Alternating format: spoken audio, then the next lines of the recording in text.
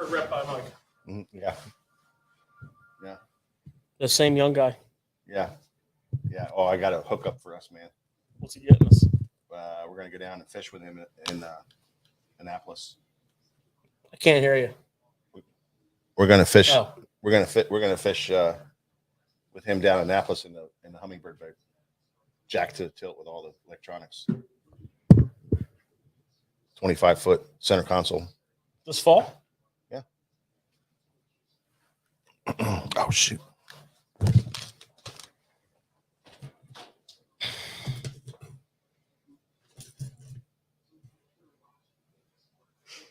He wants us to come down for redfish next.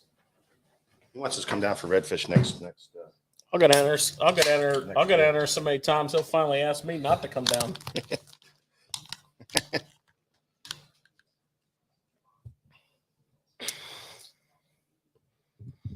After a week off, we are back with another edition of Tackle Shop Live. And better than ever. And better than ever.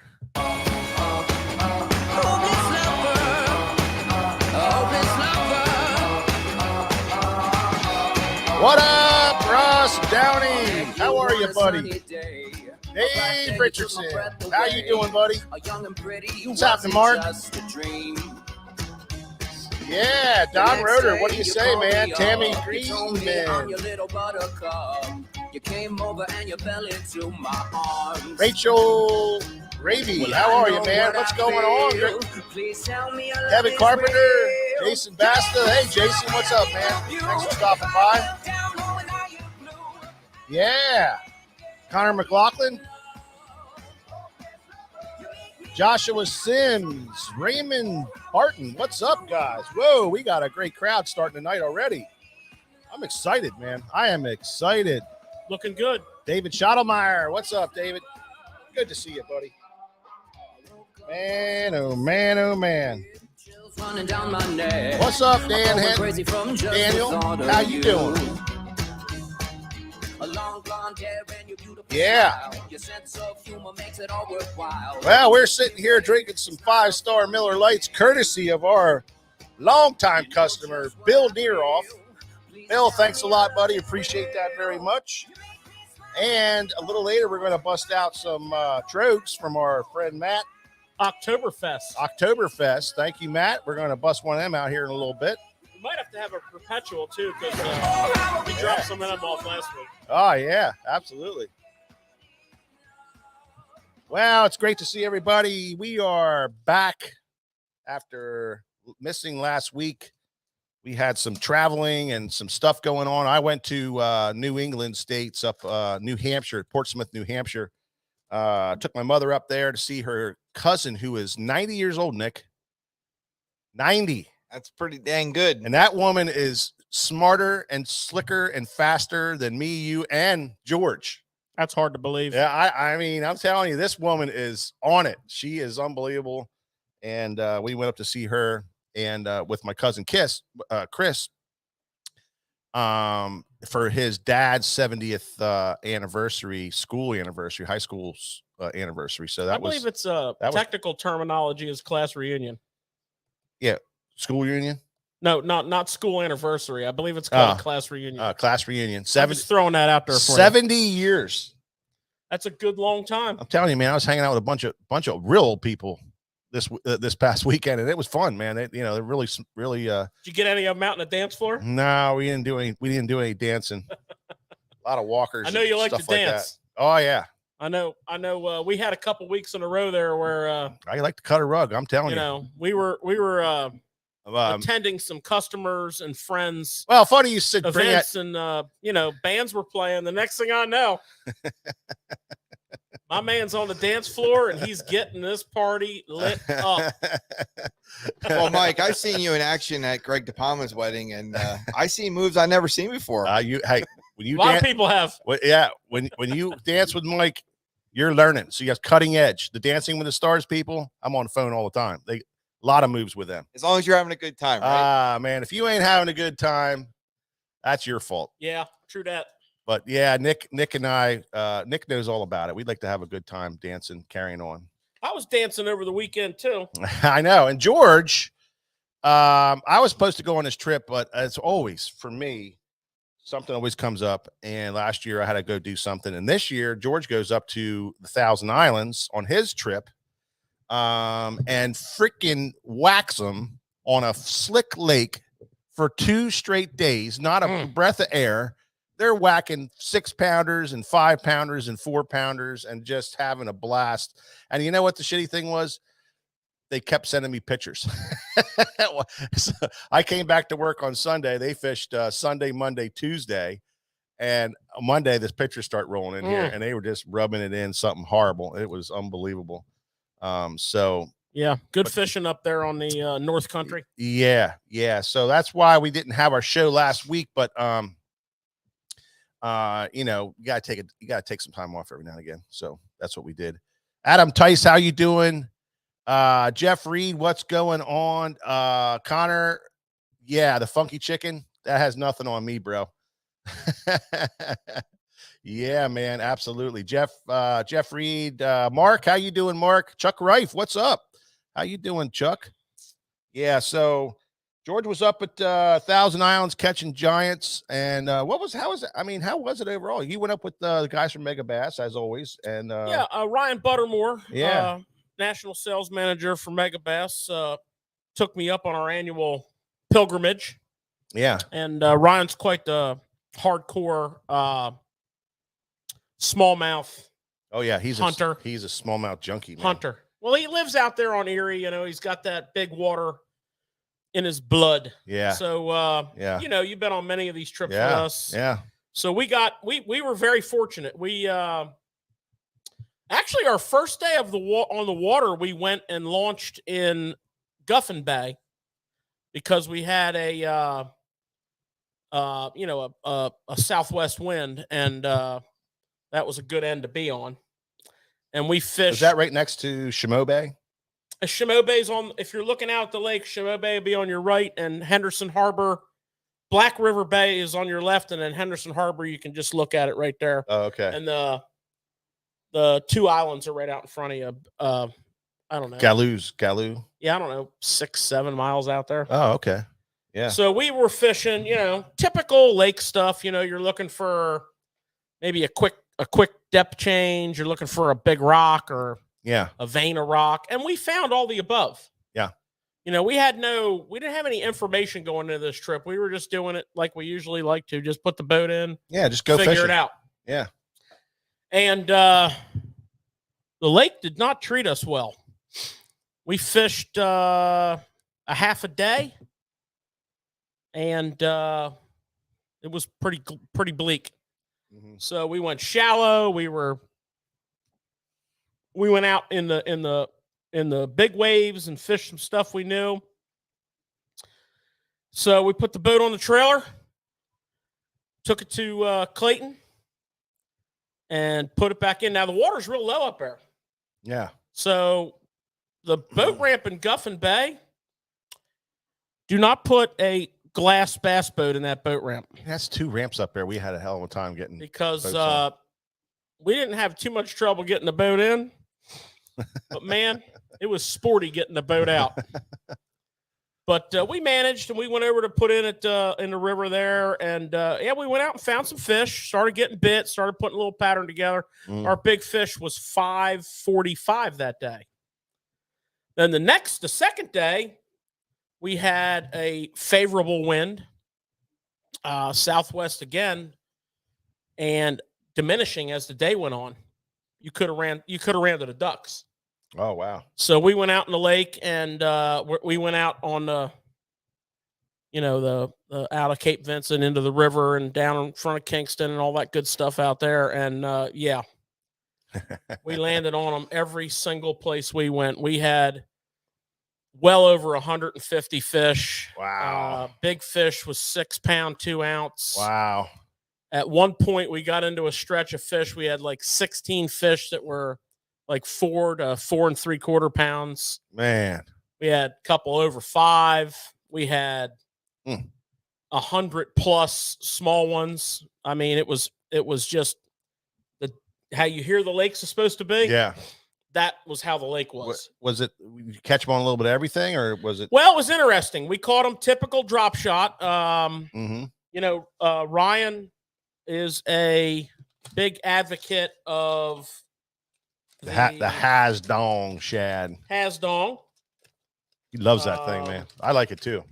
This is like 6 years in a row of fishing with him, and I never saw him use another. I know. drop shot bait. That's what he always throws. It depends on the situation. He'll throw different colors, but that little has dong right there, Yeah. do not be fooled by that bait. And as a matter of fact, if you looked at the last tournament, I believe it was the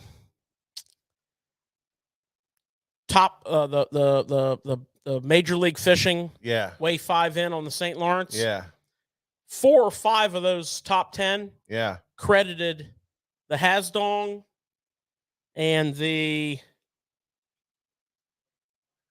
little swim bait, the spark shad. Spark shad. Yeah. Drop shotting. Oh, drop shot in it. Okay. Drop shotting it. Yeah. So we caught a lot of fish on the Hasdong. Mm-hmm. We caught a lot of fish on the spark shad on the drop shot. Mm-hmm. And then we also, well, he didn't, but I broke out the Berkeley Maxcent flat minnow. Yeah.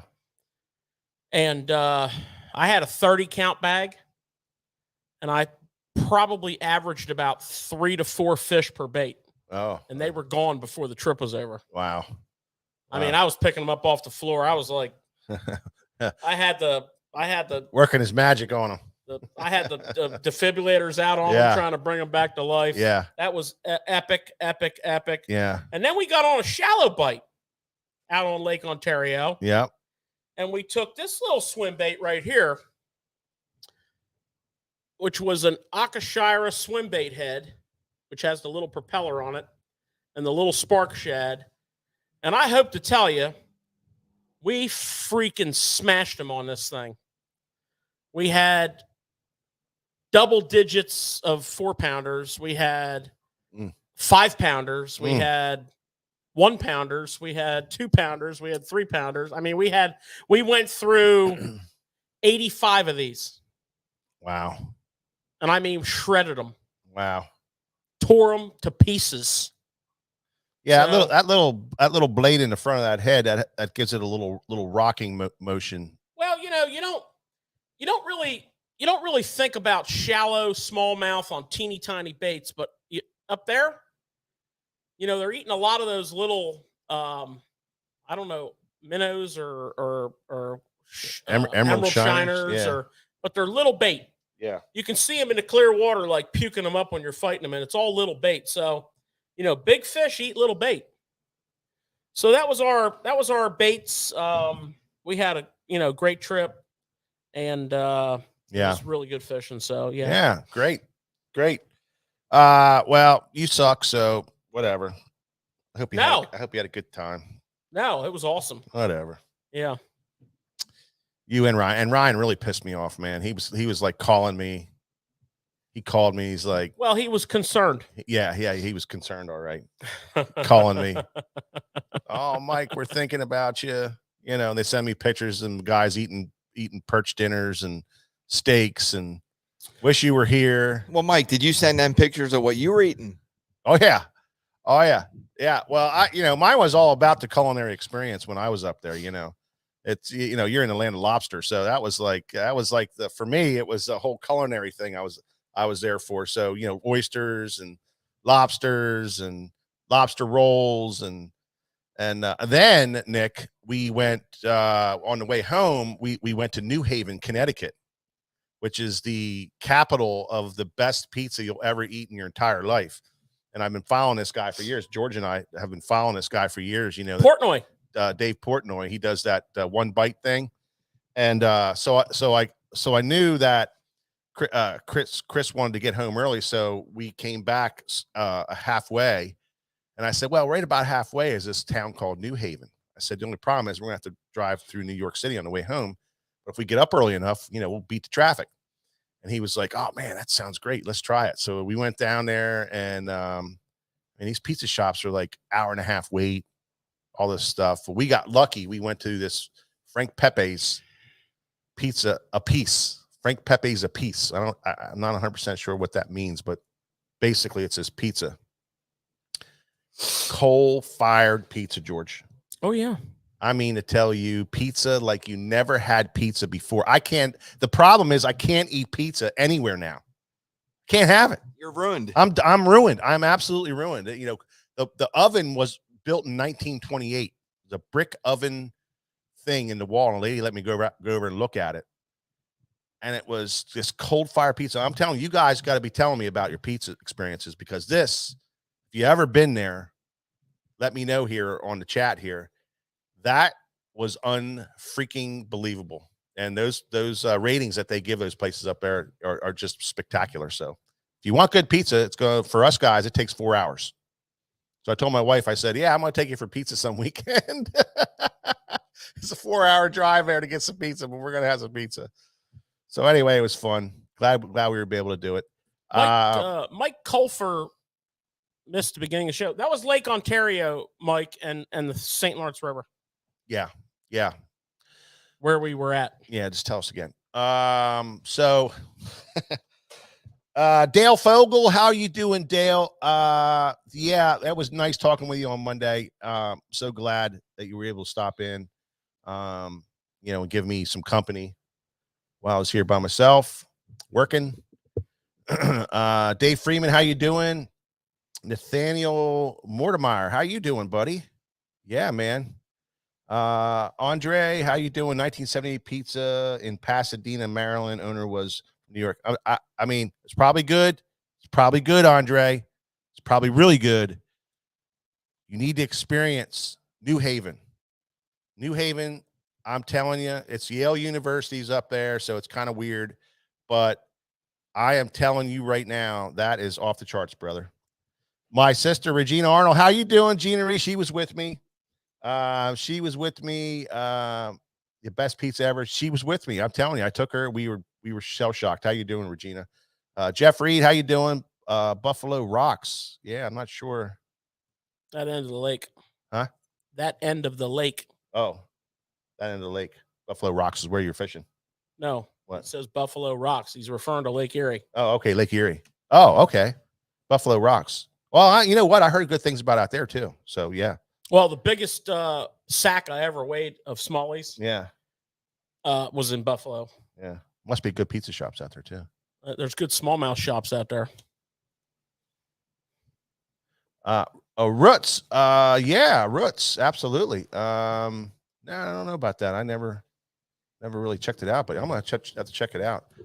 So good deal. That was great. That was our trip.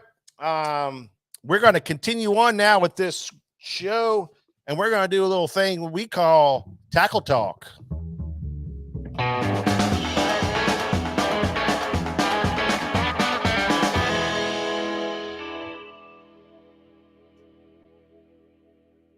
Yeah. Yeah. Nathaniel was up at Owasco Lake Saturday. Yeah, good. That's a good lake. Yeah. No, he's going there this Saturday. Oh, this Saturday. Doing well. Headed there too. Yeah, okay, good. Yep. Okie dokie. Yeah, Ed K. What do you say, Ed? So George, I wanted Nick to go back and show everybody the warehouse, but that is absolutely insane back there. I mean, it's absolutely insane. There's mountains of boxes, there's mountains of tackle. There's thousands of rods that we got in. Don't worry. We'll show it to them today and everything. One week at a time. Yeah. And so we're getting all this tackle in now. And what's really cool is some of these great products that we've been talking about and that you guys heard about are starting to roll through here. Tell us what we got, George. What are we dealing with here? Well, we're going to highlight a couple of interesting items. Yeah. First of all, everybody and their brother fishes jackhammer chatterbaits. Love the jackhammer. And I mean, they have the beautiful selection of colors. The bait's legendary. You don't need to tell anybody anything about a jackhammer. But there are 4 new colors in 3/8 and 1/2 ounce. And, you might think, well, do you really need? Well, you don't really need them, but these colors address a couple of issues that they were lacking in. The number one thing that they were lacking in was a gold blade on a shad colored skirt. Yeah. Yes, they have the golden shiner.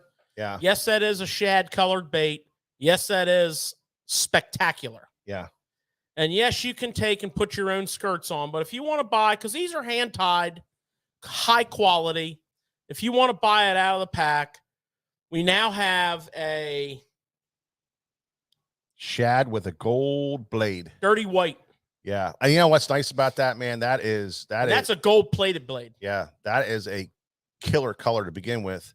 And now with the gold blade, it's, Yeah, so they had a green pumpkin shad, yeah.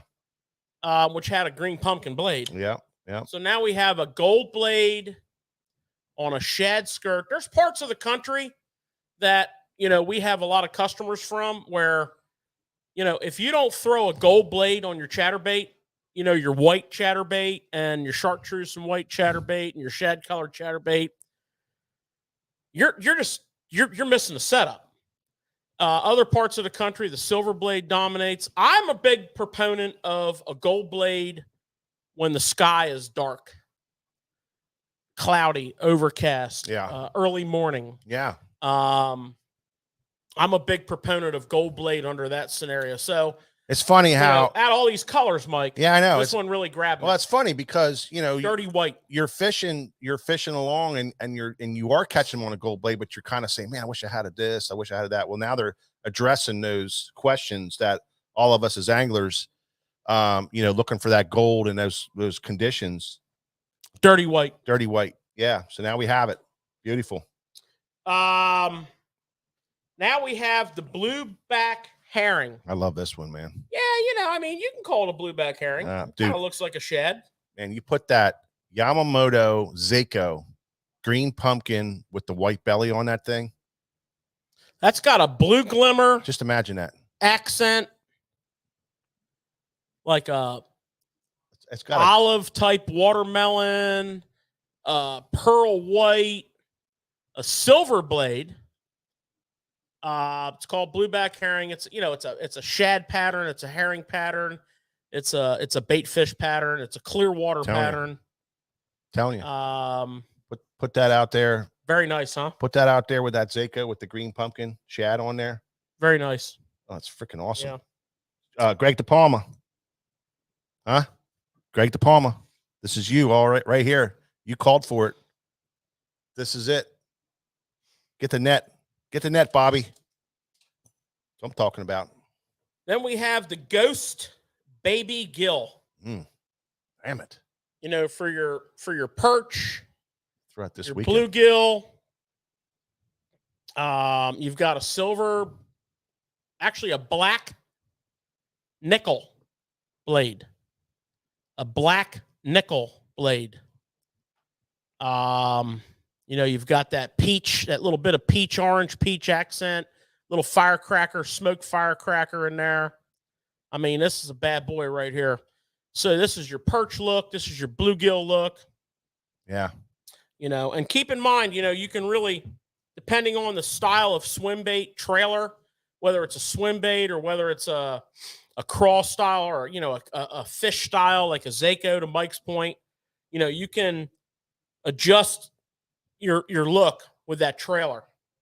And, we've always talked on our chatterbait shows how important that trailer is. And then it's huge, George. That is so huge. It's such a confidence maker for some people. Well, it's a fish catcher.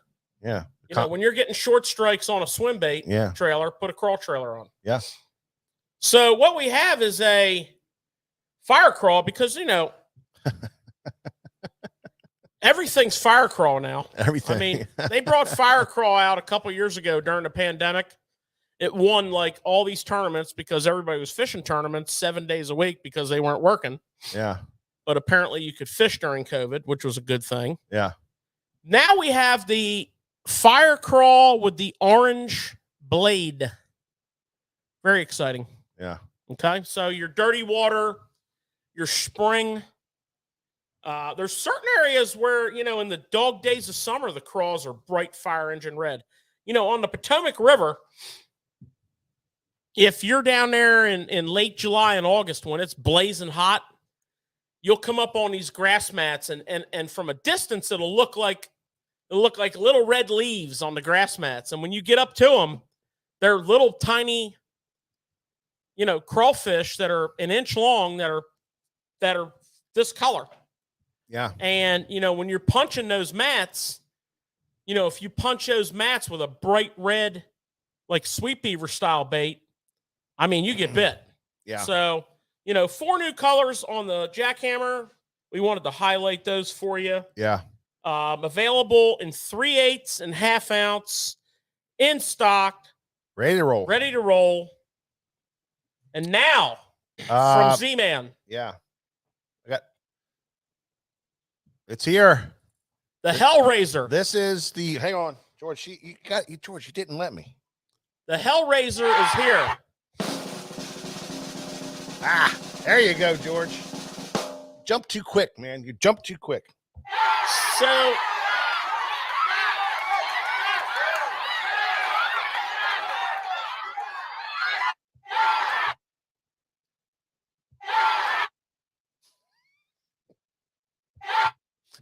we're going to test the sharpness of the hook now. This one in the back's a little smaller. Put your hand out here. I don't know. What is that? That's about a 4 and a 2. I'm going to go with a 4 and a 2. And you'll notice this has that blade, that rage blade that Strike King had. Yeah. So the man that invented the chatterbait invented this blade. Yeah. And licensed it to Strike King. Yeah. So he is now using his blade on the back of the Hellraiser. And he's the guy who designed the Hellraiser. He also designed the Hellraiser, Yeah. Mr. Ron Davis. Yep. And you'll notice the cut, the flat, the bevel, and you'll notice the line ties way back here. Okay, this is the bone white pattern with the devil eyes. So you're tying on back here. And what happens when you retrieve this bait, it quickly planes up on the surface, and you've got a combination of this blade, rocking back and forth. It doesn't have a full range of motion like a chatterbait. It has that much motion. So it rocks back and forth rapidly and puts a little walk on the bait. Crazy walk. And it's literally cast it out and reel it in. You can burn it. You can slow roll it. Yep. You can medium roll it. Yep. It's got tremendous vibration. It's a totally new. Yeah. Just when you think you can't come up with a new topwater, Yeah. this bad boy is awesome. It is. It's absolutely incredible. And That's your size of it. It's 4.5. So the body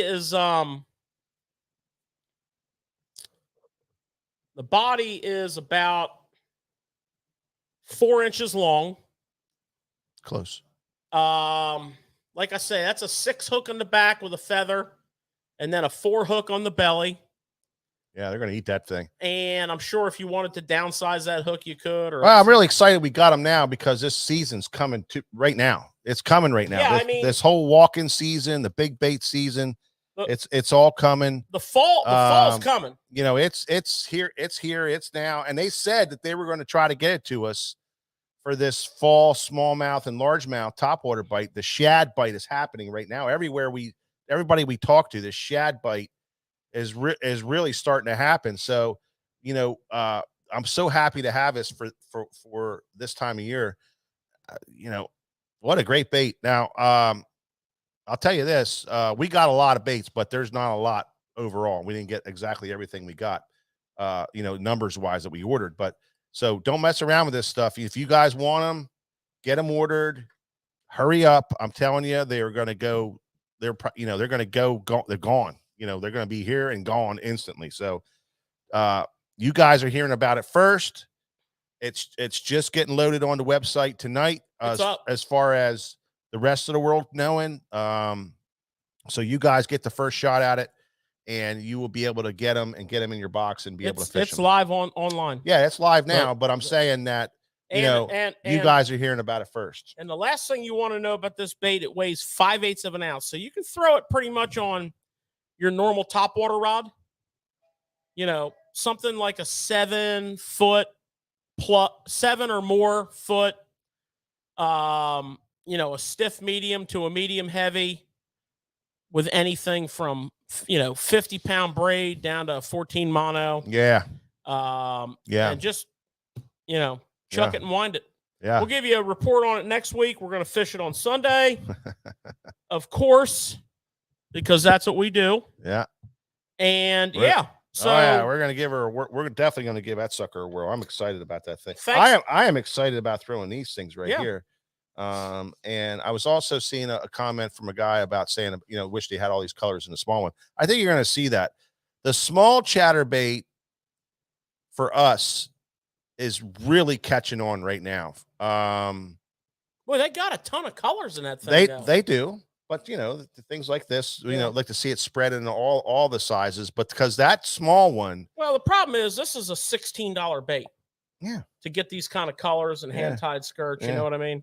Well, I mean, I'm with them. Yeah, I want it. I want it in all sizes. But that little small chatterbait is really catching on, and we've noticed, talking with our customers that have been coming in. They're really, really seeing the potential of that thing. So that thing's going to be taking off. So who knows? They're going to see that and say, "Whoa, this is a mover." So we need to get these colors in that. So maybe pretty cool. Rachel, get one of each. That would be great. So the last thing I got for you, Mike, is Big Bite Baits. Big Bite Baits. Boy, I love that company. They have decided to jump into the scent market, the scent wars. Yeah. We've got the evil. You can't go wrong with it. Scent. Can't go wrong with it. Yeah, if it works. I mean, look, Power Bait, the first one that ever did it. Berkeley Power Bait was the first scented plastic on the market ever, and it's still rolling hard. And then these other guys are starting to jump on, with these other baits, and things are happening. Things are definitely happening. They catch fish. It doesn't, like when George was up fishing the 1,000 Islands, he didn't need it. They were eating. I know that because he caught as many fish as he did. Yeah. So they come out with a few new baits. They're in the scent. They're in the scent deal. And theirs is called Sensation. Sensation. And they brought out a series of, mostly drop shot baits. They took their Smalley Smasher, and now it's called the Sensation Smasher. So, that color is called Perch Dinner. Little drop shot bait, got the scent, and you can smell it, man. I mean, it's definitely there. Michael Neal is their big pro, and if you look at the last two, Bass Pro Tour and the Weigh in the 5 Tour, he did extremely well with the Somali, which is this bait right here. He's a Big Bite Baits pro, and now this is called a Somali, but it looks a hell of a lot like a flatworm, which looks a hell of a lot like a KVD half shell, which looks a lot like a Jackal crosstail shad. Which looks a lot like the Spro. Well, no, I went back in chronological order. Oh, okay. Spro would be up in the front of the new base. So, listen, imitation is the greatest form of flattery. The reason these baits all look similar is this shape catches fish. Somebody wants you to check the salt content on that. There is no salt on this bad boy. No, they want you to check the salt content. There is no salt on this bad boy. You'd be chewing on a whole lot of stank. So that is come on. I what is it? I double dog dare you. That's the Somali. Okay. And great colors. If you go on the website, you can see the colors. Big Bite Baits is experts at shooting plastic. They for many years they made the baits that other companies sold. Yeah, they sure and they have. still do. Yeah. And then It looks familiar. the Slim Minnow, Mhm. aka the Zoom Fluke. I was going to say, it looks a lot like a fluke. It's an easy mold to cut, Yeah. but it's got that sensation. It's a great texture. Yeah. I'm not kidding you. You have got to look at these big bite baits sensation. I mean, the colors, the scent, the texture, the Yeah, softness. they're really I mean, soft. these are primo Premium. baits. Yep, absolutely. So that's the those are primarily their drop shot baits. Very well suited to the smallmouth world, also the largemouth world, of course. And then Michael Neal, again, you know, he's one of the hottest anglers on tour, has been for a couple years. Stellar individual. He has a skinny stick, which is his signature bait, because he's a real finesse guy. And this is a real finesse bait. Mm-hmm. So this color is called Bully. Really like it. It's a green pumpkin with a He throws that all the time, that worm.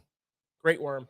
Doesn't he throw that all the time? Like that's just like his main stem type of thing. Unless he's throwing a Somali for the last 2 tournaments. No, I know, but didn't you say that he's done, he loves throwing a he loves that type. He was throwing another worm until they designed this, but he loves throwing a skinny, small profile, straight tail worm. and he's done really well, all year long on that thing, and for years. Yeah, well, yeah, I'm just saying, but he that's what he throws. That's what he banks a lot of fish, or bags a lot of his fish on, is that type of a profile.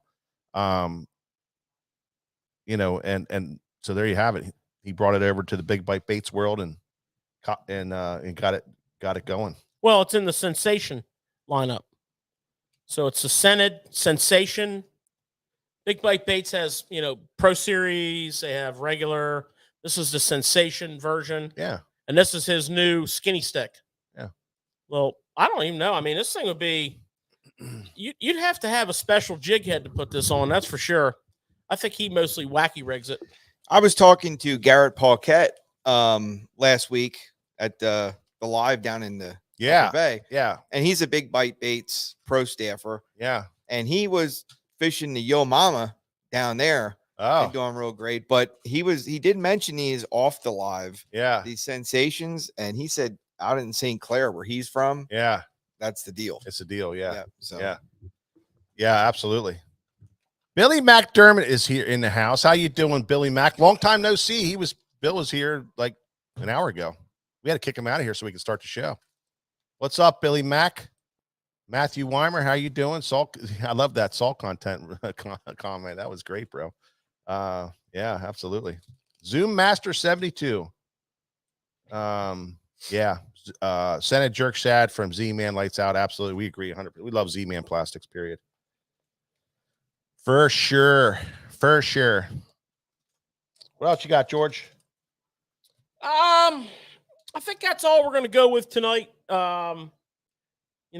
Well, that's exciting. Yeah, I mean, I was just excited about showing you guys something that we've been all talking about. We all were waiting for. It's now here. I am so glad it's here because these fish are just dying for that thing. I'm telling you, they're dying for it. Can't wait to throw that thing. Dean Resch, how are you? John Guzzo. How are you, John Guzzo? And everybody needs to stay tuned to our social media because we did shoot that video down in ICAST where George was casting that bait.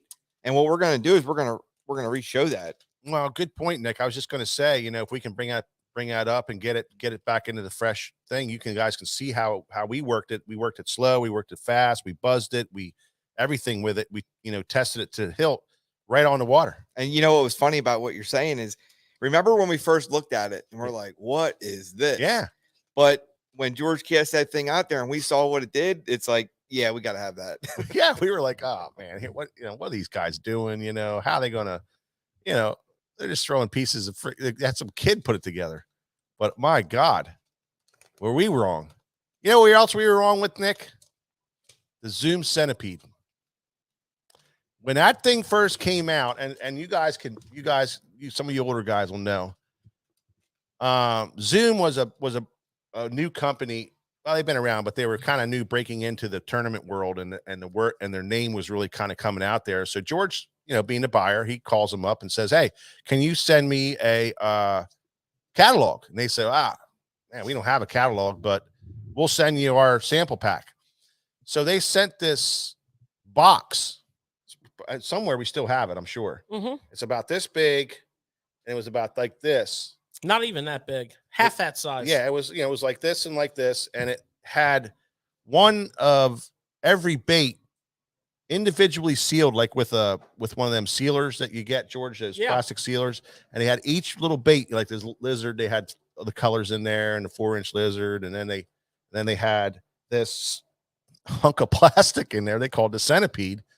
And George and I both at the same time, we kind of looked at each other, and George says, he says, that looks like the dead plastic that they use when they inject. They have this dead piece of plastic that shoots out both sides. It's probably what it started out from. And George and I were like, what the hell are these guys trying to pull over on us? We're like, there ain't no way in hell. So we just like, nah, we ain't ordering that, man. This is crazy. Those guys are nuts. So we ordered the lizard, of course, and that made history. But right after that, all of a sudden, history was made with the centipede. That was back in the very early days of Zoom. As in they were just busting on the scene. Ed Chambers Seniors was running the company day to day, and his son and daughter, were just coming up into it. Yeah, they were probably packing all the orders. They were just coming up into it. It's crazy, man. And there's not hardly any independent retailers in the country that could become a Zoom direct dealer. Yeah, there wasn't. Because, no, I mean now. Oh, yeah, now, forget it. Because the minimums are just astronomical. They package everything in 100-count boxes. So, you can be a direct dealer if you want to buy 100 of each color of each bait each time you need it. But back then, you picked up the phone and you called down there and you talked to Mr. Chambers. And you talked to his son. Yeah. And once in a blue moon, you'd see him at a show or something. So when they sent this kit out, I mean, someone took some time to heat shrink. And this thing was on like a continuous film of plastic. So you could it was like pulling one of them suit. When you travel with your suit, you hang up your suit. Yeah. I don't have a suit, so I never did this, but it's be kind of like that. That's no lie. He doesn't have a suit. I don't need a suit. I figure if I'm not allowed in with a SFT t-shirt on and Shimano Avera flip-flops and AFCO shorts, then you don't want me there. I mean, I don't need to be there. You don't need to be there. But anyways, that centipede, boy, were we wrong. I mean, that thing has gone on to, and we've talked about it a lot on the show here. That thing has gone on to be greatest thing ever. With our next topic, the Bass Open, that centipede on that tough bite, damn, on that grass, would have played. Telling you. You take that centipede now, it's a little risky business. Oh, yeah. I'm not going to lie to you, because you put that on a spinning rod with a little small hook. Well, back in the day, we used the slider hit, Charlie Brewer's slider hit. Well, also we would Texas rig it on a little, like a little 2-0 hook. Yeah, but when we first started, it was the Charlie Brewer slider and a little bullet weight, and you put that on a spinning rod when your back is against the wall.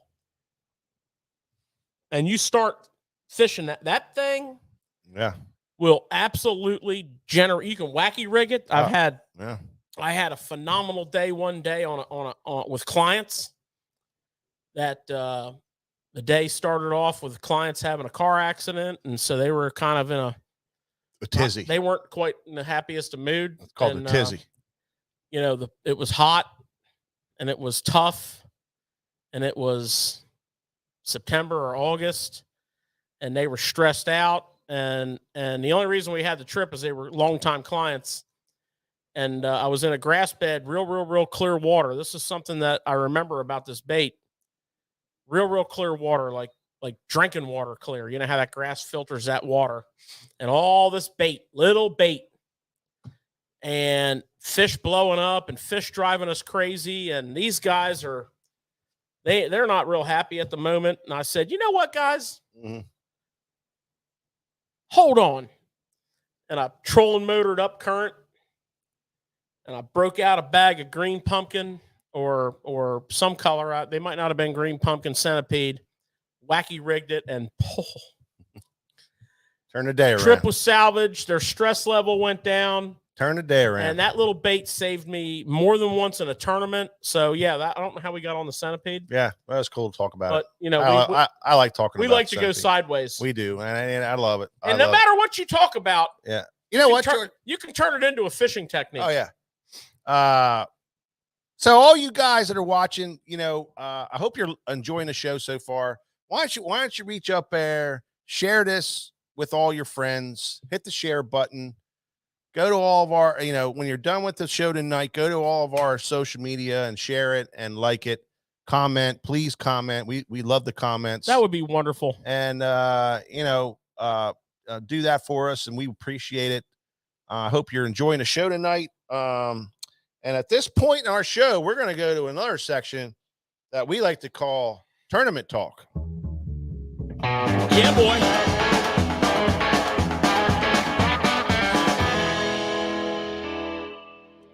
What up, John Warwick? How you doing? Jeff Riddle, good to see you stopping in, buddy.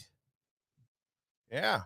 So there's a shout out I'd like to give too, George, real quick. Shout away, bro. Last time I checked, this is America. You're allowed to do whatever you want. Good friend of SFT, longtime customer, longtime supporter. We've been with this guy for a long time.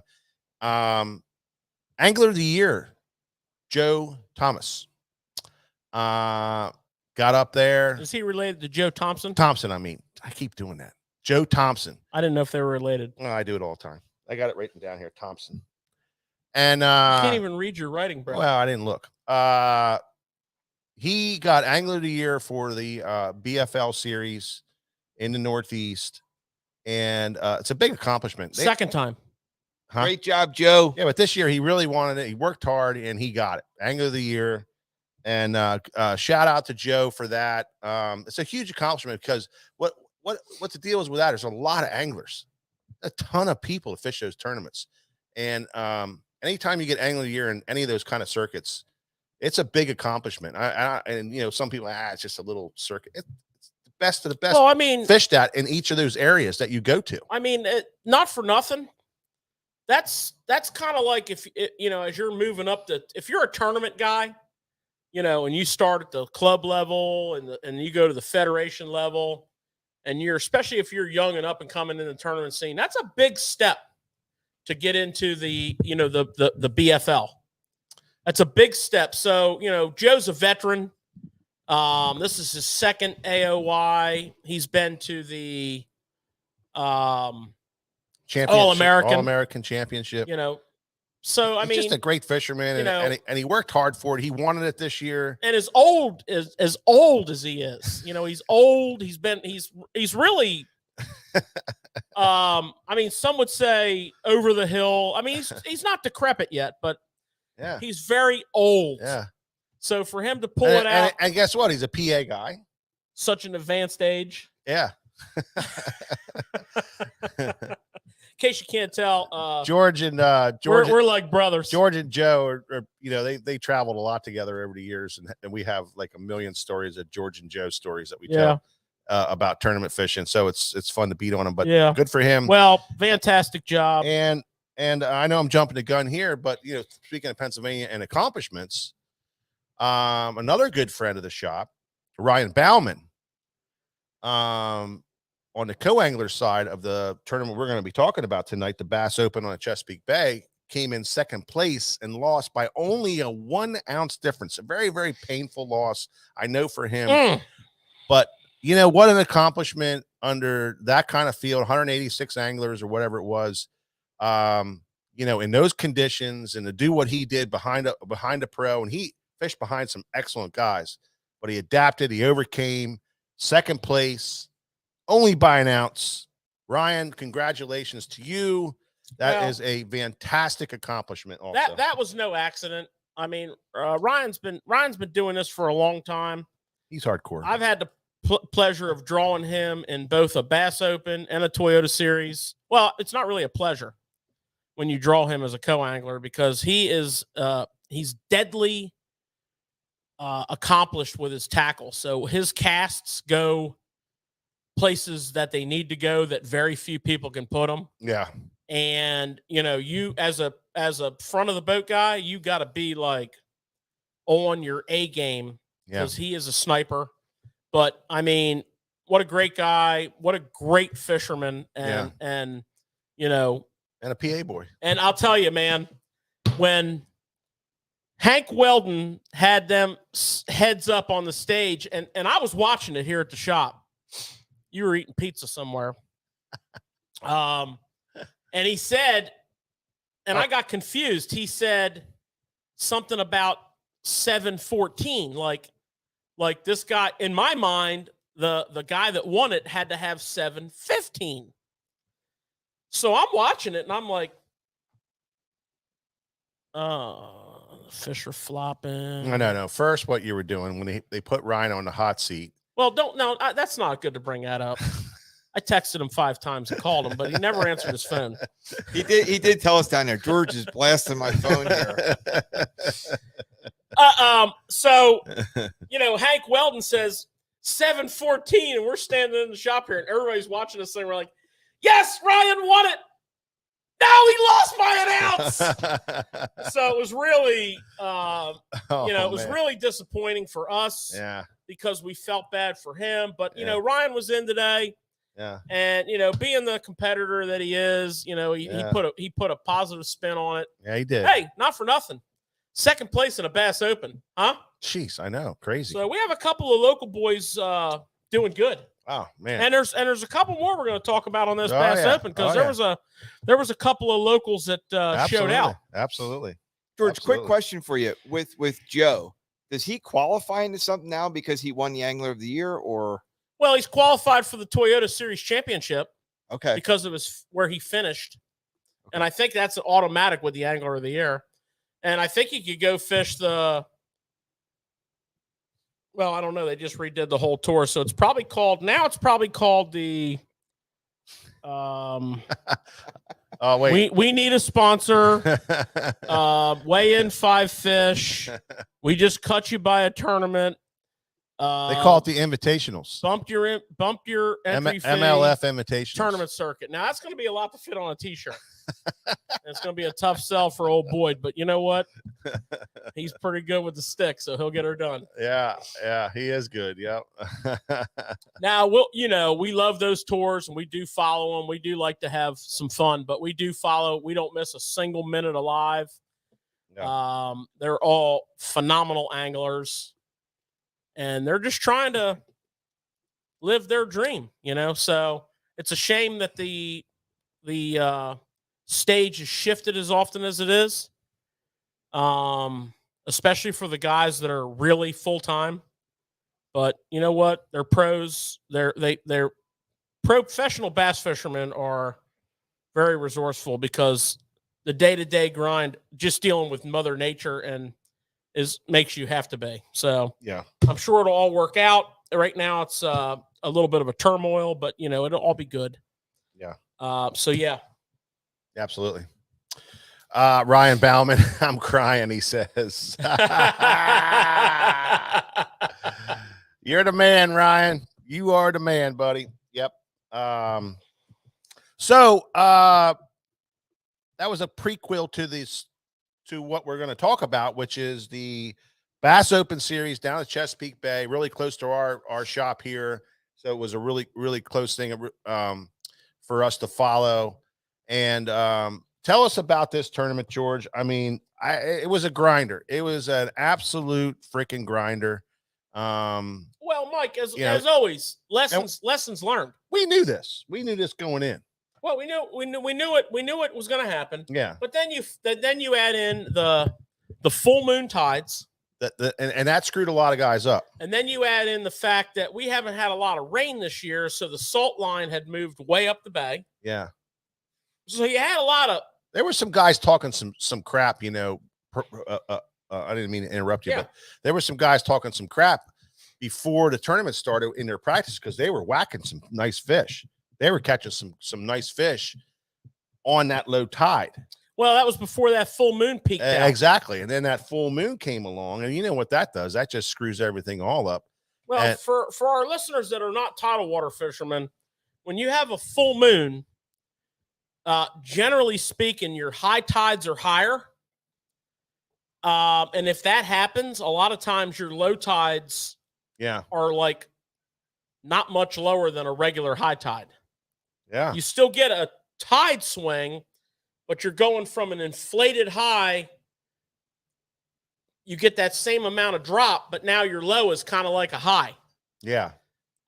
Sometimes, you know, if you have a wind that is pushing from the direction of the tide going out, that will help to bring it down a little more normal. They didn't have that. Yeah. So, you know, and then as we and you found out, you know, the best bite was on that really low water, whether it was the last part of that outgoing or that first part of incoming. That kind of carried through up to this tournament, and those guys were really kind of struggling, but on that low bite, they could put some really quality fish. And there were some guys talking some smack in here, which I understand because the bite was happening, and they were like, "Oh man, I got these areas."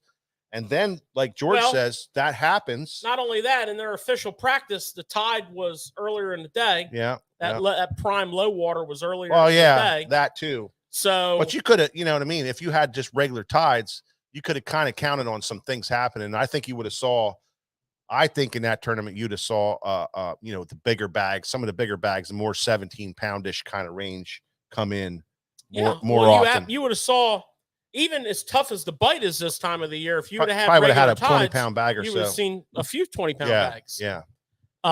They might not have been every day. No, but like we said, you know, there's going to be guys coming in with 20-pound bags, but then they're going to fall off this second day, you know, just because. I think the thing for those of you who are listening that have not experienced the Chesapeake Bay, to put it in context, it's one of the premier largemouth bass fisheries, and to some extent smallmouth, but, you know, largemouth bass fisheries that we have in the mid-Atlantic states. It will hold a candle, particularly, you know, March, April, May, and June. It will hold a candle to many, many, many fisheries. There's not a lot of places that you can consistently see 24, 25-pound bags weighed in. That just not is. Right. You know, there's some big lakes in the southeast where it's like that in the prime part of the, you know, the season, but it's that kind of a fishery. But, you know, come late August, early September, as with many places, and we talked about this in our last show. Yeah. You know, it's a difficult time of the year. And, you know, one of my favorite solutions for this time of the year is to fish shallow. Sure. And this tournament was a live classroom on how you deal with these situations. Yeah. And these guys did it. They dug them out, man. You know, we have JT Tompkins, who won the tournament. Mm-hmm. The last day of the tournament, he weighed in 17 pounds, 4 ounces. Wow, what a bag. Okay? He started that day in 9th place. Mm-hmm. He was 11 pounds, 6 ounces off of the second day leader, Chris Boudry. And who was leading the tournament the whole time, right? I don't know. He led the tournament on day 2, I believe. So he was 11, both days. 11 pounds, 6 ounces back. That's a huge deficit in a very tough situation. Good God, but that's how you come back, man. Is on a tough tournament. You know, you look at these shallow water situations. These guys all fish shallow. They fished. You know, it was a ham and eggs tournament, man. They fished. One guy was fishing for like frogs, real super shallow in the grass. They fished. You know, the chatterbait. Yeah, was a consistent theme. Okay.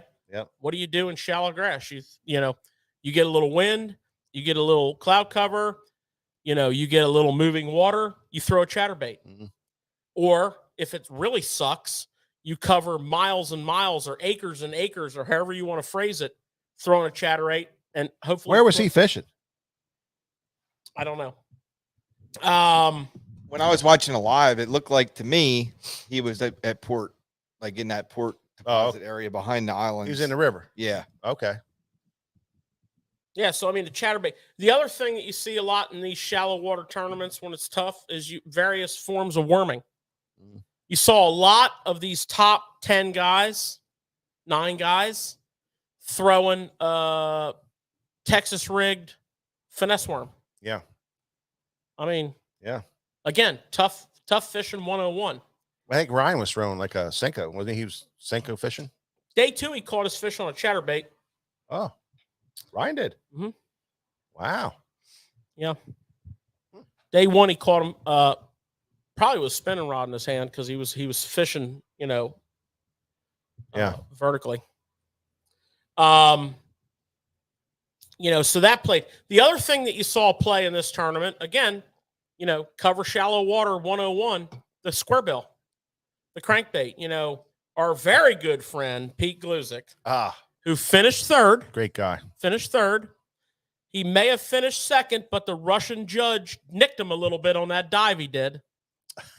You know, he had good marks from, you know, all the other judges, the Russian guy. Yeah. Russian guy. The public had a great mark for him on that. But, you know, DT Fat, you know, and Pete is an old school guy. He is, man. And there's not a lot of people that throw a DT Fat or a plug like that. But he's an old Bagley's guy. Yeah. So that really buoyant balsa wood, he knows the power of that in hot, stingy water. That old school Bagley, that real buoyant, that you know, that wobble of that big round body. So there he is, proving why they still make the DT Fat. The Senko, tucking and rolling. You know, Pete's won enough money on a Senko to buy half a Yamamoto. Oh yeah. And here he Nico rigged one. Oh. And then the Rage Bug. You know, and that Rage Bug played big time in this tournament. Several of your top 10 that is caught a killer on that bay, man. Bulk of their fish on a Rage Bug. That is a killer on that bay. As a matter of fact, I believe Duke Nave, who finished well in this tournament, was fishing some Rage Bugs. Duke's on here right now, if I'm not mistaken. He had a top 10 finish. Yeah. Did a really good job down there. Yeah, absolutely. Him and Pete represented. Absolutely. So, you know, what we learned was, you know, when it's tough like that, this time of the year, as it is, you got to go shallow. Yeah. You gotta fish the, you know, the basic 101s of bass fishing. The worm, the crankbait, the chatterbait, the Senko, you know, flipping. Yeah. Chris Boudre caught his fish on a frog. He was up in the river. He was in a grass bed that had a ton of bait in it. He was catching them on a spinner bait. Then the tide moved the fish out from the outside edge, and he put that frog on. He caught his fish on a frog. Yeah. Probably the only guy that caught his fish on a frog. Well, there was a couple guys that were fishing frogs. Like I said, I was talking to Garrett Paquette, and him and his buddy that he came with, they were frogging. And on the first day, they caught a couple with the frog, but on the second day, they knew something wasn't right. So they started punching. He said it was grass that was kind of like blown in. It was super thick, and they were punching it. And you know, that's a favorite technique for a lot of those guys. You know, that cut up grass that gets lodged on the mats and stuff. They'll punch that. Yeah, absolutely. Yeah, you know, so big weight. You know, it's not uncommon. It's not uncommon in that situation this time of the year to be ounce and a half weight. Yeah. That's this time of year. And you can punch anything you want. Yeah. You know, you can punch, you know, it's real traditional to punch like a streamlined creature style bait. You know, like if you're an old school guy like a sweet beaver. But pick your company. They all make beautiful punching baits. Absolutely. Matter of fact, I think I saw Chris Boudre was punching a Senko. He took a page out of the Pete Gluzik book. Yeah. Remember when Pete Gluzik was fishing and won that open on Cayuga? Yeah, absolutely. And was fishing a 3/4 ounce weighted Senko? He thought it was 3/4. Was heavier? Wasn't it 1 ounce? May have been. I think he found out later it was a 1 ounce after he did all the interviews. He said, like, I went to my box and it was actually a 1 ounce. Duke Nave says that he was also throwing the crankbait, the BX Brat, which is a really buoyant balsa bait. So it's actually a 4-wheel drive crankbait. Yeah, absolutely. It's a 4-wheel drive crankbait. Yeah. It's got that backup capability. It's got that real aggressive wobble, perfect. Yeah. For this hot water. So yeah. I think the thing is how do you deal with, or how do we all deal with, the end of August, September, if you're not going up north, the way I deal with it is I go up north, or if you're not fishing a free flowing river where you have current, if you're fishing a tidal water, if you're fishing a lake, you got to recognize on the tidal water, you're going to have much more compressed bite windows. Yeah. So you really have to have confidence to stay with your game plan. You can be in the right spot, the right area at the wrong time, and you just have to keep telling yourself, I just need to keep reworking this area back and forth, in and out until that tide gets right, and then all of a sudden I'm going to go down and back and have my fish. And anything anything you have before that happens as a bonus. Anything you have after that happens as a bonus. I fished. That's the mentality. I fished in late August and September on the Potomac River in the Elite Series a couple times, and one of the guys that I drew taught us how to punch. What was his name? Steve Kennedy. Steve Kennedy. He said the same exact thing that you're saying. He's like, I'm catching fish and all kinds of crap, just kind of wailing around, doing my thing, so I'm catching fish. And he's like, yeah, he said, but when my stuff gets right over here, you'll see what this is all about. And I kept talking to him, like, what are you talking about, man? I'm like, I'm catching a fish here, catching a fish there, just all around it. And he couldn't do anything about it because I was just doing crazy stuff, And then the tide got right. And then he made, just like George said, he made one pass around his freaking sweet spot and he had 18 pounds. Yeah, that's how it works. It's amazing. That's how it works. And the whole time he was so freaking confident with some freaking knucklehead in the back of the boat throwing. What was that freaking bait that you gave me that with the 2 props on either end that twisted my line all the hell up? A Nipodidi. No. Yeah. That long, skinny. I gave you a Nipodidi. Yeah, I know. But what did Bruce give me then? Bruce gave you a Smithwick Devil Horse, which twisted my line all the hell up. I never saw anything like that in my life. I as soon as I put slack in it, it would be like this spinning effect that would happen to my line, and it would wrap around. Remember that? Terrible. It was almost a horrible thing. I just took the rod after like 5 casts. I caught 1 2.5 pounder on it, and I took the rod after 5 casts. I just put it down. I couldn't even use it. It was so bad. Anyway, I was doing all this crazy stuff, and this guy was so confident, and he knew what was going to happen. And that's the difference between people in the know and people like us who just flail like a bunch of crazy people just flailing. If you're in that tidal water situation, you know. Yeah, I know, but not all of us do. We panic. If you looked at panic. If you watched that final day of the Open, Duke, and I'm not going to get the time right, but he didn't have a fish until late in the day. Yeah. Late. Yeah. Because the tide wasn't right in his area. And it's the same scenario I'm talking about here. And he stayed with his program. Yeah. He was cool, calm, and collected. And when he weighed in, he had a nice limit. Yeah. Because his tide got right, his bite window opened up, he caught his fish, and then it closed. and he knew to do that, to stay there and be there. That's what. and Now do Pete that. Gluzik, on the other hand, with his vast knowledge down there, he's like, well, I got game plans for every type of tide that has ever happened. And he even said, I'm going to burn the gas out of this boat. And he was up, down, left, right, back up, back down, back left, back right, trying to capitalize little snippets of. That's why the cable broke. Little snippets. He was trying to capitalize, little snippets of like, okay, this real high tide, I need something that holds the water back. So he went up and he fished a seawall. Okay, I need to do this. Boom. I need to go over here. Boom. I need to go over here. Boom. But every time he did that, he was putting himself in a high percentage area, even though the tide wasn't right. Yeah. So there's two schools of thought: stay or run. Yeah. And he wasn't running the tide. He was just running the high percentage areas. I'm with you. So Mike. It's a problem. But it's one thing to just run around. No, I know.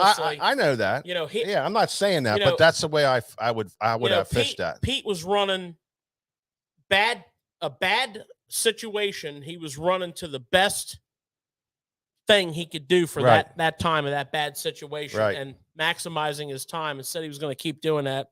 Duke was camping, and he knew when it gets right, I'm going to catch my fish. Yeah. And that was a classroom experience right there. That is. You know what I mean? I got to tell you guys, that tournament was a breath of fresh air for me. And I want to tell you why, because every tournament that we watched this year, for the most part, if you screwed up one day, you were completely out of the tournament. This tournament here, this tough bite. And when I interviewed some of the guys down there, they were complaining about the tough bite. But I asked the one guy, Harvey Horn, I said, honestly, would you really want it any other way? And he said, absolutely not, because these tough tournaments are the easiest tournaments to win. Yeah. And we don't get to see enough of that. Yeah. In my perspective, because they always go to the most of the tournaments are at the perfect time of the year, or the hammer time of the year.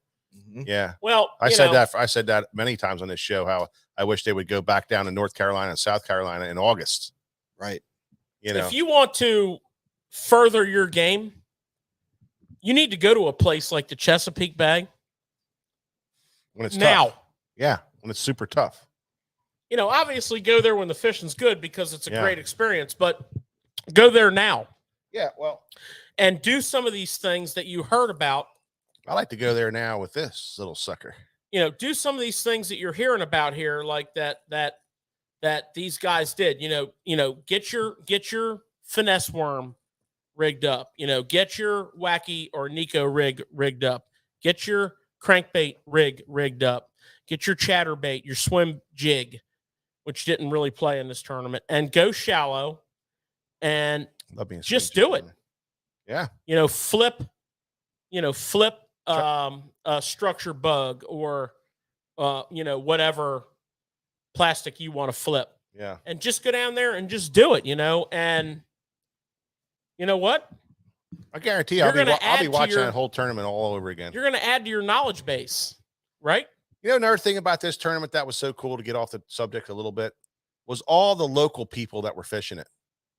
The people, I always said that about big tournaments and tournaments alone. And there's a fellow that would on here, and I'm sorry, the comment went past pretty quick, but there's a fellow that is considering fishing a kayak tournament, one of the bigger kayak tournaments on Susquehanna.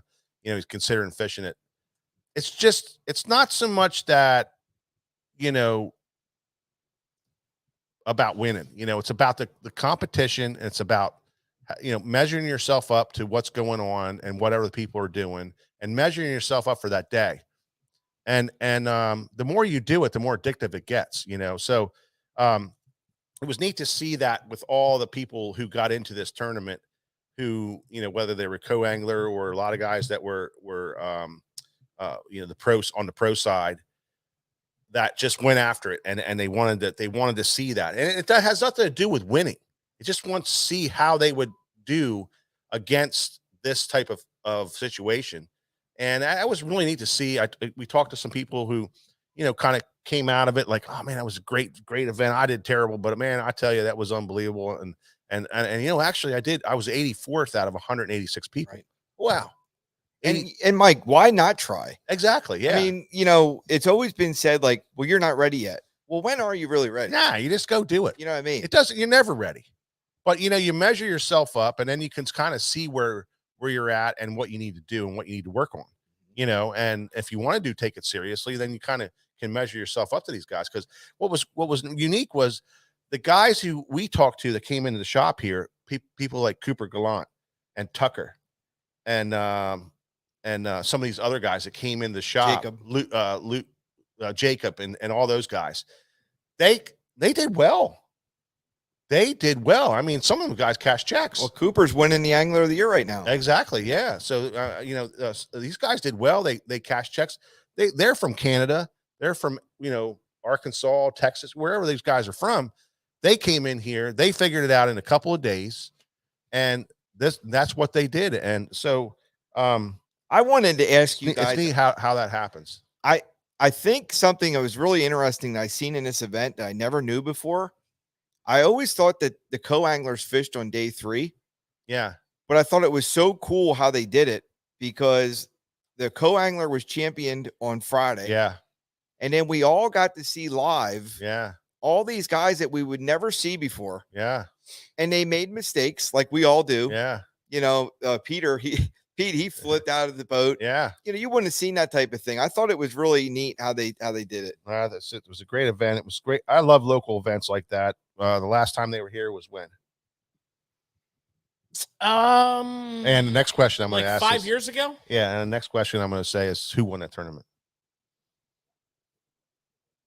I don't know. Was that an open? Yeah. I know who finished. I know who was fishing on the last day, though. Am I talking about the same tournament?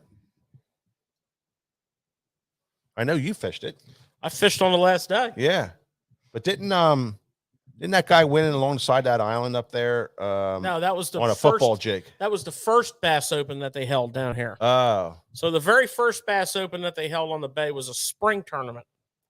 Yeah, I want to say April, and the weather was like horrible, beyond. Yeah. And you fished that one too. I did. Yeah. I did. I did not fish on the last day. Yeah. I sucked on the first day. I did very well on the second day, and I went home on the third day. So who was that guy that won that one? That was that. So that's a guy that's now lives in Texas. He was the president of the president of the Professional Fishing Association. Was he the president? Yeah, president of the Bass PBA. PBA. Yeah.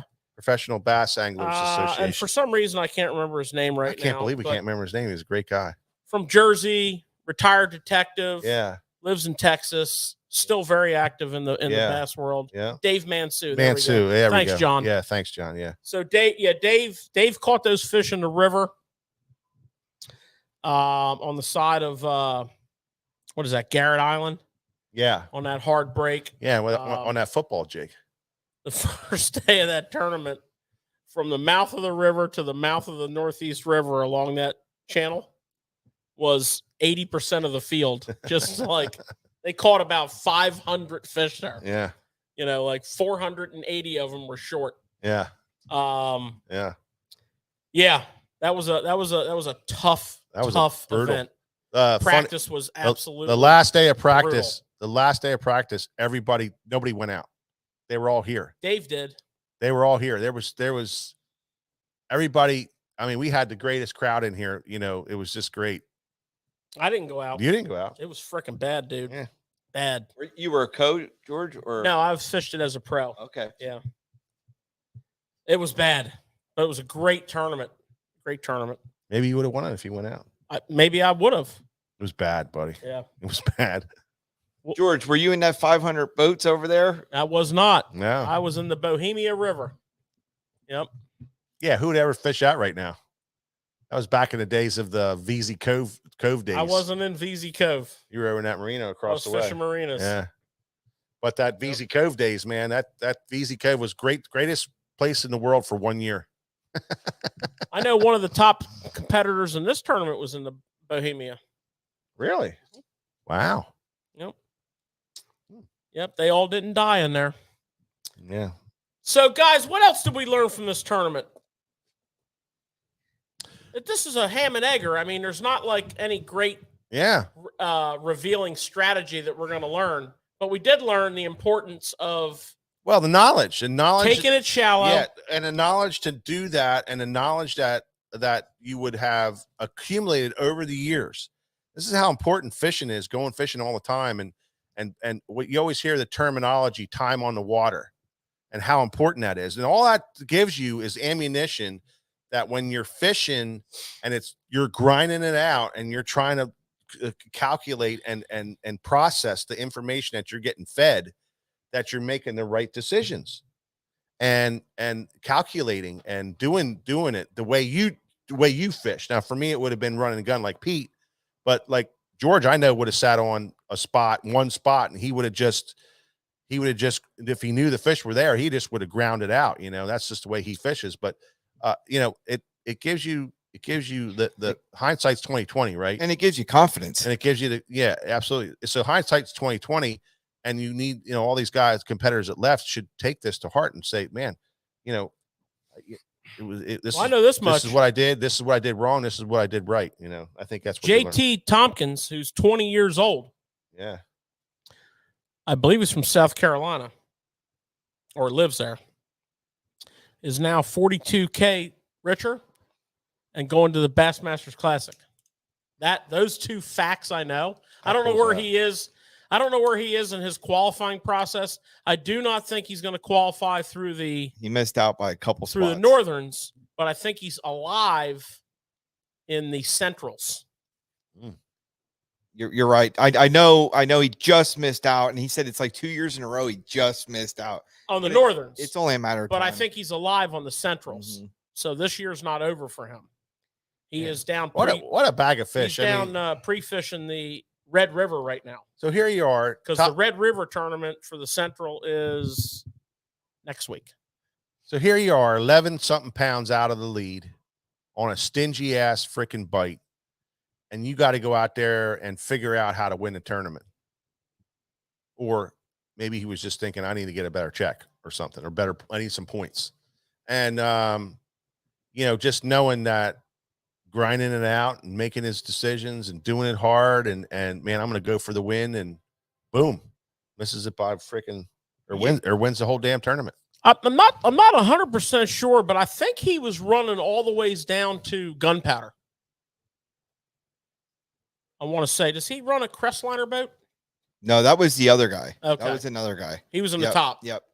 There was a guy running a Crestliner was running down there. He was cranking.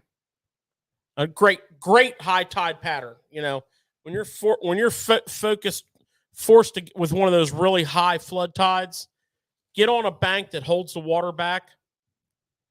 It doesn't have to be a real high bank. It just has to be a bank that holds the water back, so the water can't flood up into the reeds or the marsh or the really super shallow spatter dock or pad fields. Yeah. Get on a high bank that holds that water back. Put a square bill in your hand and put your head down and crank. And, don't crank for 30 minutes and say, oh, they're not eating a crankbait. Crank for the first half of that outgoing tide. Yeah. And see if you can pick up that bonus fish or two, which may actually lead you off to where to be when that tide gets right. Which is why, again, you see Duke Nave, you see Pete Gluzik, you see that guy that was in the Crestliner all cranking, all playing. The crankbait played for them because it was high tide. So I think we learned that. Oh, absolutely. And George, you asked that question. You said, what did we learn? I'll tell you the biggest thing I've learned, and it's not just for this tournament. These guys that are consistently good and these young guys that came to the shop on I think Wednesday afternoon, they are so mentally strong that when negative things happen to them on the water, they don't spin out as fast as other guys do. And I think that tournament really proved that you need to stay mentally strong all day long. Well, I tell you, I have the greatest time following these young college they're graduated now from college, but they came up through the college program, and I have such a great time, following them, interacting with them, and kind of seeing where their career's going. And the one young fella, and I'm not going to use any names, he's a hardworking. I'm not going to call him a kid, but to me, he's a kid. He's a hardworking young man who I respect. He's made some commitments to some big companies in this industry, and he's getting it done. I saw him at a registration event in South Carolina, like a day before practice, and he just jumped in the truck and rode, man. And then the next day he went fishing, and he'd never been here before. He did his homework, and was telling me his story about his practice the first day of his practice, which I believe might have been right before official practice, might have been Sunday. And he said, I wanted to see what I could do to get away from the crowds. So he said, I said, oh, where'd you go? He said, I went to the Chop Tank River. And I said, no, you mean the Chester River? No, he said, I went to the Chop Tank River. And I said, where'd you launch? I asked him, I said, did you go under a bridge? Yeah, I went under a bridge that went the whole ways across the bay. I'm like, son of a gun, boy, you are one tough son of a gun, man. I mean, that is a boat ride, bro. 3 tanks of gas that day. Yeah, his whole day of pre-fishing. Because when you get to the Chester, you're in you've been in full-on saltwater for a long time. You got to go another 20-something, 30 miles up to Chester to get to the Sweetwater. And, that kind of there is no horizon too far mentality is, where this young, energetic anglers are taking this sport. I mean, there is no place there's no limits. There's no limit. Limits. They're going to send it. And they have. All those guys that we talked to in here, they were all over the freaking place. Well, give this a good example to what you're saying, George. Cooper Gallant on day 1 had 4 bites. He weighed in 4 fish. And he told me on Friday, he goes, Nick, I did not know if I'd even catch a fish on day 2. Now he's going for Angler of the Year, trying to get to the elites, the pressure and everything. He goes out day 2 and he gets 4 bites. Never giving up, never quitting, and with a smile on his face. Yeah. That's tough. Oh, I don't think that unless you have been on that body of water or many, many, many bodies of water like it at this time of the year, and everybody, I'm sure the majority of our listening audience, because, we attract a very hardcore listening audience. Mm-hmm. I'm sure the bulk of the people watching. We got the best audience ever. We do. No doubt about it. I'm sure that that everyone has experienced. It's tough. Brutal. You're fishing at a tough time of the year. Does that mean you go home? No. You just have to have realistic expectations. When I was doing a ton of guiding back in the day, I would tell people that wanted to fish in September, I'm like, look, we're going to catch fish. We're not going to catch fish like we did when you fished with me in May. We're going to catch a lot less fish than that. But if you understand, and I would explain what's going on, if you understand the challenge, you're probably going to learn more off of the 10 or 12 fish that you catch today than you did off of the 60 fish you caught in May. Mm. May was fun. It was bang, bang, bang. This is going to be fun, but it's going to be, where did they go? Because, a lot of times in a lot of lakes this time of year, as we said in our last show, these fish are pelagic. They're on bait. That's not so much true on a tidal body of water like Chesapeake Bay or the Potomac, but a lot of our reservoirs and a lot of lakes in general.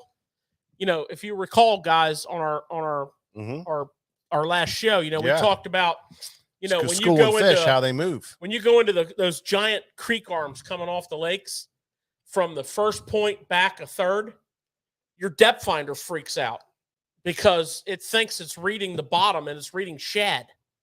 So those fish are just like, yeah, I'm going to ride with this herd, you know? Yeah. So that's a tough situation, right? Yeah. That's a tough situation. So, you know, when you learn how to catch fish under those circumstances, you become a better fisherman. You are a much better fisherman. George, question of the day for both of you. Everybody that's listening and watching right now, if you come in the shop, you come in the door, beautiful shop, but if you bear hard right and you look down and you look up, you're going to see these beautiful trophies that these two guys won. George got to go to the Classic twice. These guys know what they're doing. When you guys had practice and you struggled, I'm sure there's plenty of times where you did great in practice, just like a lot of guys. But when you struggled, what was your mindset going into day one? Well, in practice?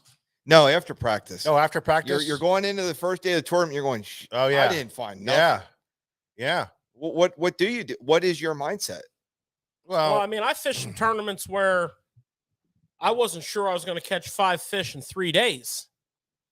You know, so the first thing I would do is I would evaluate my practice. It was like, oh, listen, I had a couple bites, you know, doing this.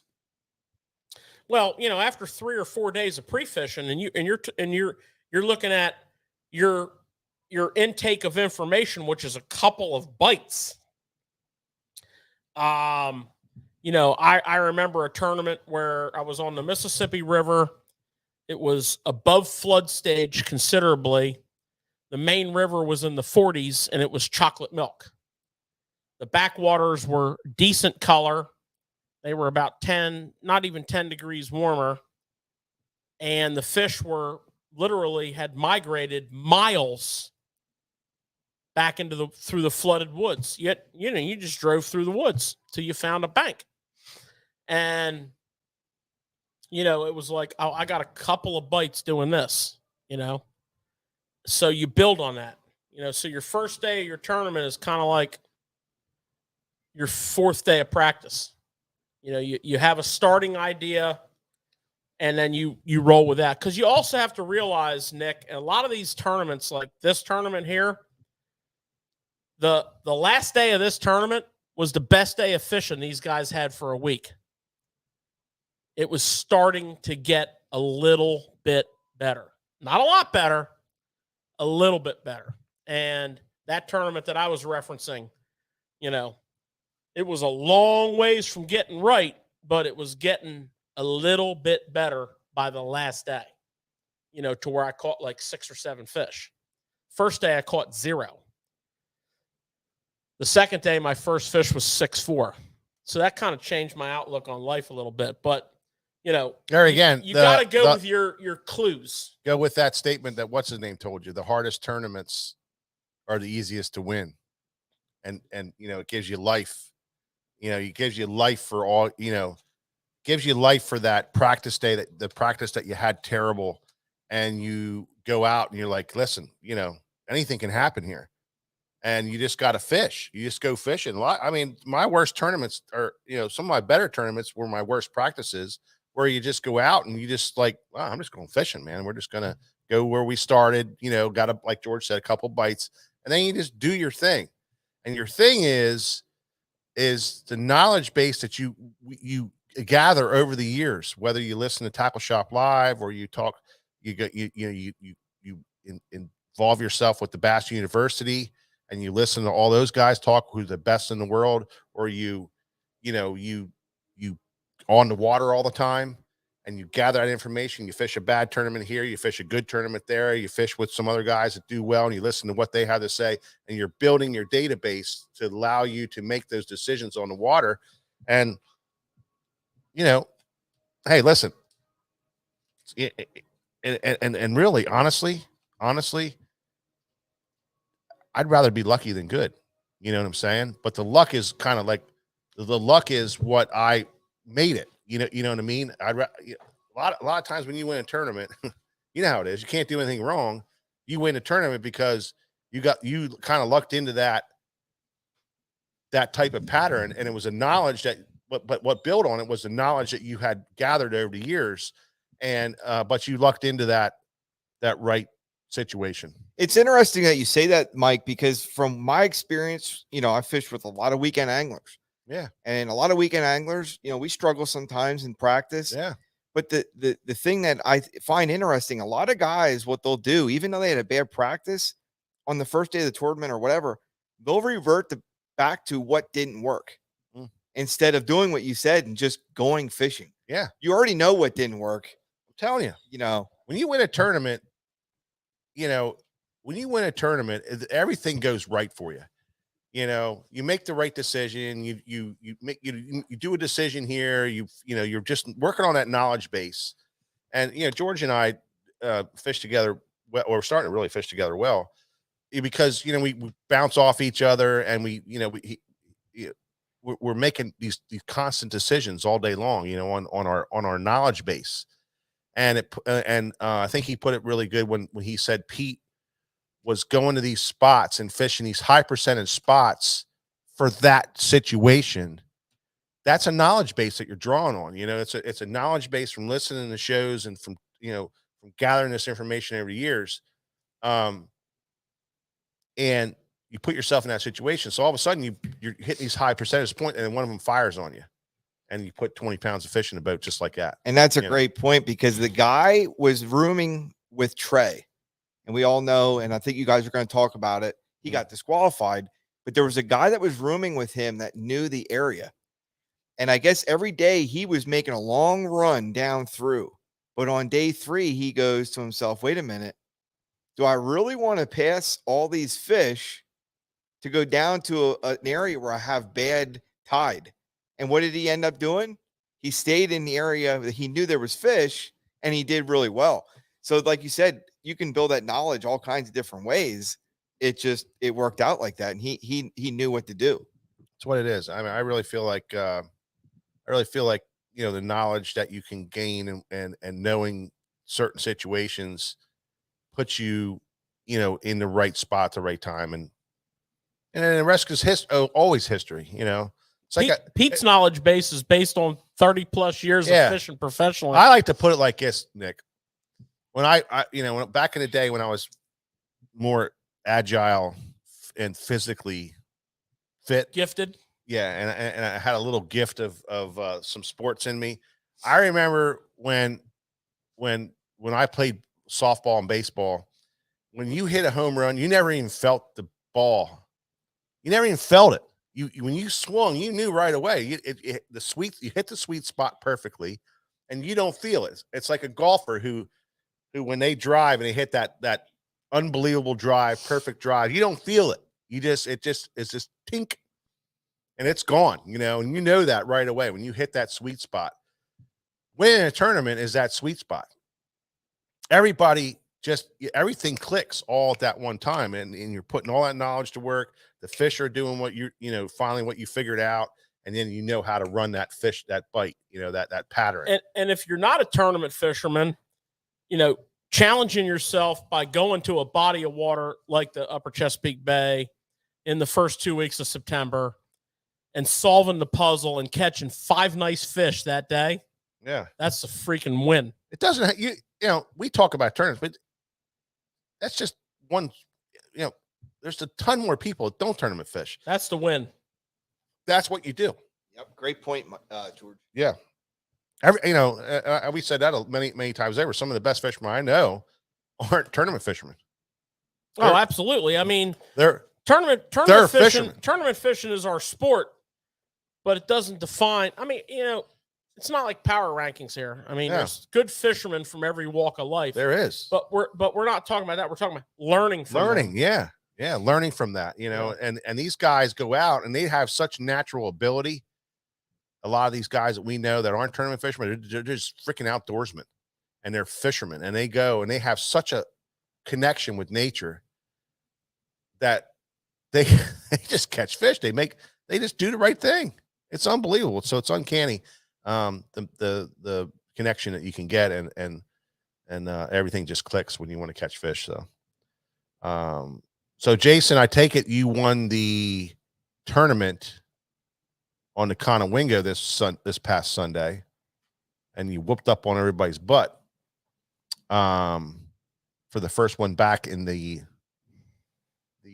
what do you call it, the fall session. So Jason looks like Greg Plank is congratulating them. So congratulations to you, Jason. Awesome. Yeah, absolutely. Yeah, that's another tough body of water. But anyways, they're Yeah. everywhere. So Mike, I think we kind of wrapped her up here a little bit. Why don't we put this one to bed a little early tonight? Okay. Well, I mean,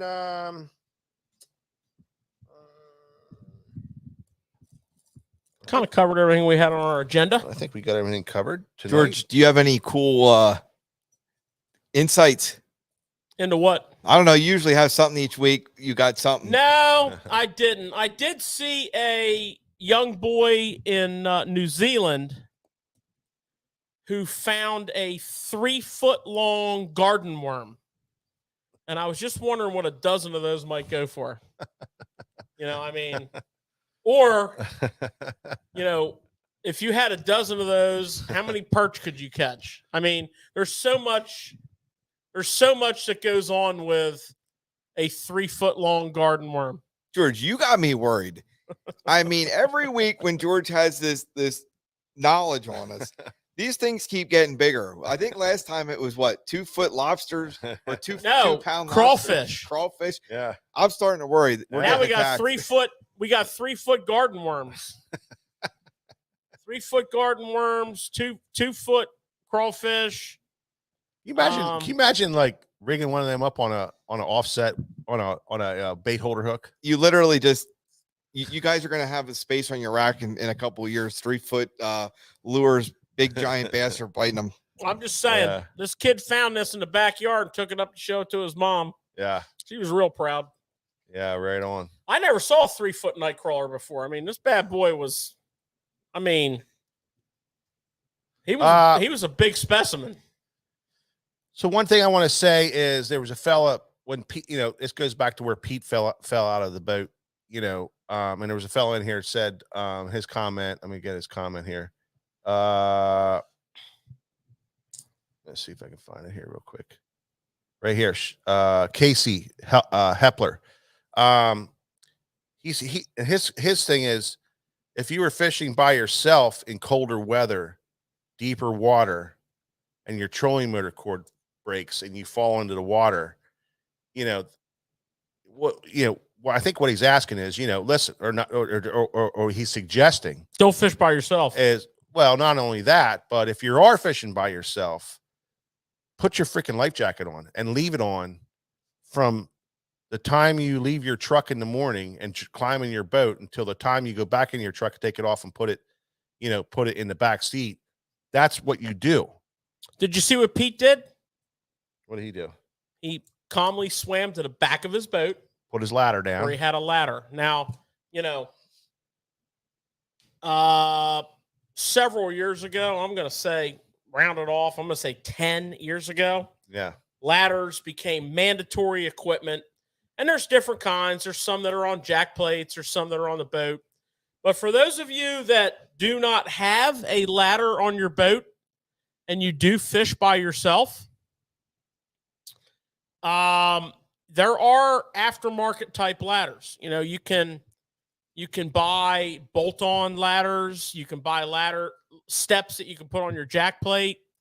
I've even seen people that have a rope attached from their bow cleat to their stern cleat that hangs in a little bit of a bow. Yeah. And you can put your foot on that rope to give yourself some leverage to come up over the side of the boat. Because if you think for a minute that, and I don't care how fit you are, if you think for a minute that you're going to grab the side of that boat with all your cold weather gear on and pull yourself up without being able to touch the bottom and get in the boat, okay, so you're not. So the first thing is, don't panic. The second thing is, if you don't have this stuff to get in the boat, you can still get in the boat very easily by using the motor Cavitation plate and the cavitation plate to step your way up onto the boat and at least give you that leverage to roll into the boat. But you can't lose your mind. George and I. Well, now, if it's real cold. Yeah. Like if the water's in the 40s. Yeah. You're going to think you lost your mind.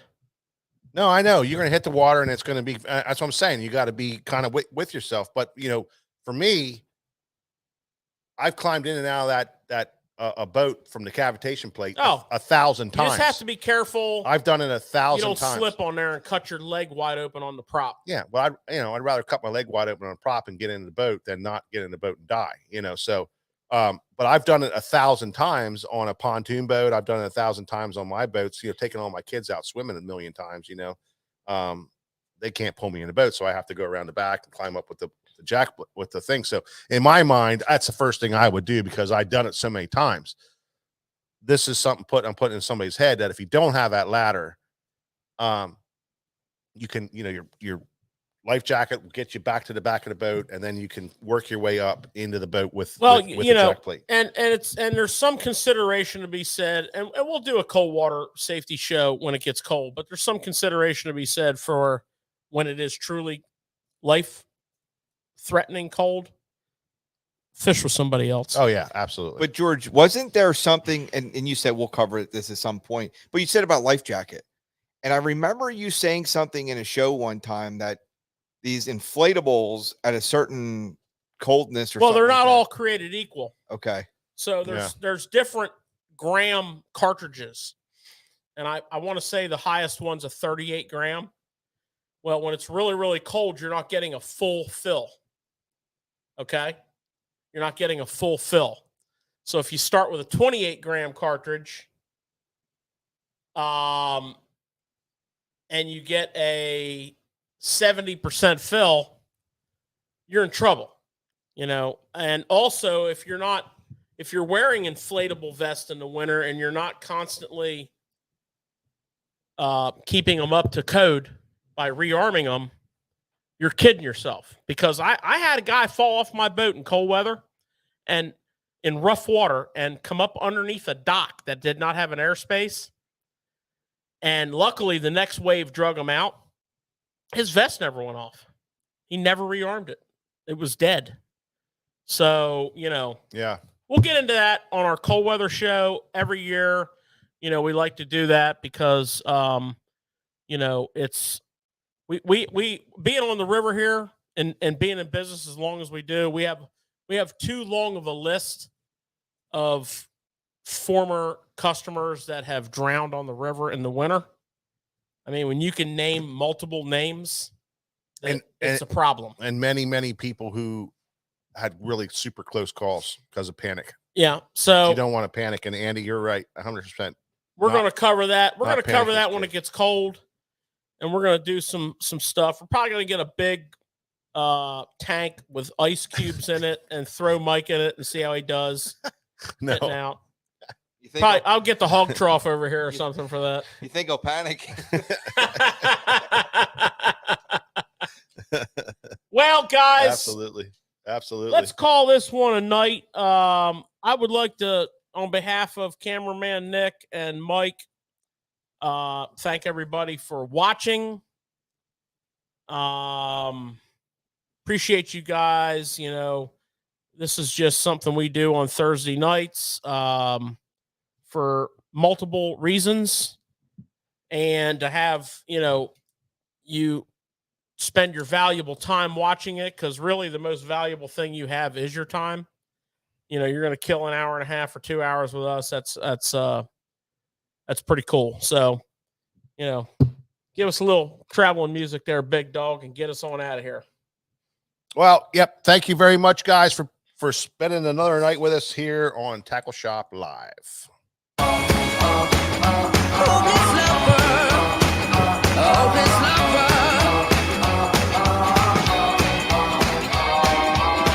met you on a sunny day. Right there, you took my breath away. Young and pretty, was it just a dream? The next day, you called me up. You told me I'm your little buttercup. You came over and you fell into my arms. Well, I know what I feel. Please tell me your love is real. You make me smile when I think of you. If I am down or when I am blue, I can't get enough. You make me happy, I feel so fine. Oh, how I wish that you were mine.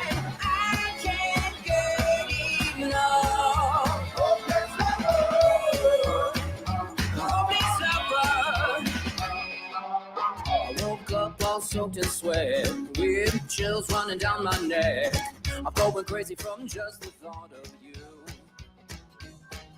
A long blonde hair and your beautiful smile. Your sense of humor makes it all worthwhile. Don't make me wait, it's not a funny game.